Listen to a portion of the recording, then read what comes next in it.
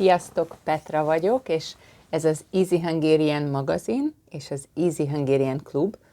Elkezdődött a november, és nagyon gyorsan megy az idő, mert nemrég még nyár volt, és most mindjárt kezdődik a tél.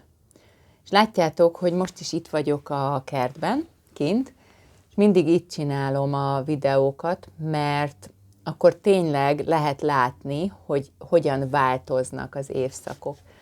Szóval mindjárt itt a tél, de igazából még nagyon jó idő van. Látjátok, hogy kabátban vagyok, de nem kell sapka, és még a kabát is egy kicsit sok talán. Na, novemberben is szuper dolgok lesznek a magazinban és a klubban, itt az Easy Hungariannél. Minden hónapban egy nagy témára fókuszálunk, tehát egy témáról olvasunk és beszélgetünk, és erről a témáról küldök cikkeket, szövegeket, amik igazi magyar magazin szövegek, amiket én olvastam az interneten, és ezeket a szövegeket egy rövidebb verzióban írom nektek. Ha érdekel, és szeretnél ilyen szövegeket olvasni, akkor gyere és legyél magazinolvasó. A magazint megtalálod a patreon.com/Easy Hungarian oldalon, vagy nézd meg a linket a leírásban. Na, lássuk, hogy mi lesz a novemberi téma. A közlekedésről fogok írni, és a klubban a közlekedésről fogunk beszélgetni. Mint mindig, most is 3 szöveget küldök a magazinban. Az egyik szövegben arról írok, hogy milyen lesz a közlekedés a jövőben, a városi közlekedés. Egy másik szövegben arról írok, hogy milyen most, és a harmadik szövegben arról, hogy milyen volt a tömegközlekedés, vagy a közlekedés. Tehát írok a jövőről is, a jelenről is, és a múltról is. Szerintem nagyon érdekes lesz. Az egyik szövegben arról fogok írni, hogy milyen lesz a városi közlekedés a jövőben. Már most lehet látni a tendenciákat, egyre több elektromos közlekedési eszköz van, elektromos buszok, elektromos autók, biciklik, rollerek, stb. És azt is lehet látni, hogy egyre több nagyvárosban próbálják népszerűsíteni a biciklis közlekedést, és próbálnak egyre kevesebb autót beengedni a városokba. Szerintem ez egy érdekes kérdés, hogy egyrészt hogyan fogunk közlekedni, és egyáltalán hogyan változik majd az életünk, és a jövőben is ilyen sokat kell közlekednünk, vagy kevesebbet fogunk a városban menni.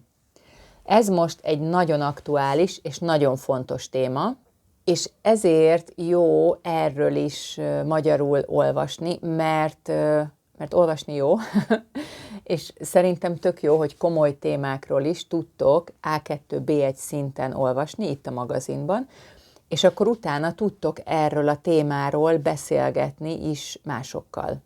Az elég menő, nem? A következő szövegben arról fogok írni, hogy hogyan közlekedünk most a városban. Egy budapesti statisztikát olvastam, és itt azt vizsgálták, hogy hogyan közlekednek a férfiak, és hogyan a nők. És itt nem a sztereotípiákról írok, ugye elég erős sztereotípia, hogy a nők rosszabbul vezetnek autót, mint a férfiak. Nem erről fogok írni, hanem arról, hogy kik járnak biciklivel, kik gyalogolnak többet, kik használják inkább a tömegközlekedést, vagy kik vezetnek autót a városban. Ez egy budapesti statisztika lesz, de szerintem érdekes látni, hogy mi a különbség a férfiak és a nők között ebből a szempontból. Én úgy közlekedek, mint egy férfi a statisztika szerint. És lesz még egy szöveg a magazinban, mert mindig 3 szöveg van minden hónapban, És a harmadik szövegben arról írok, hogy miért a jobb oldalon közlekedünk.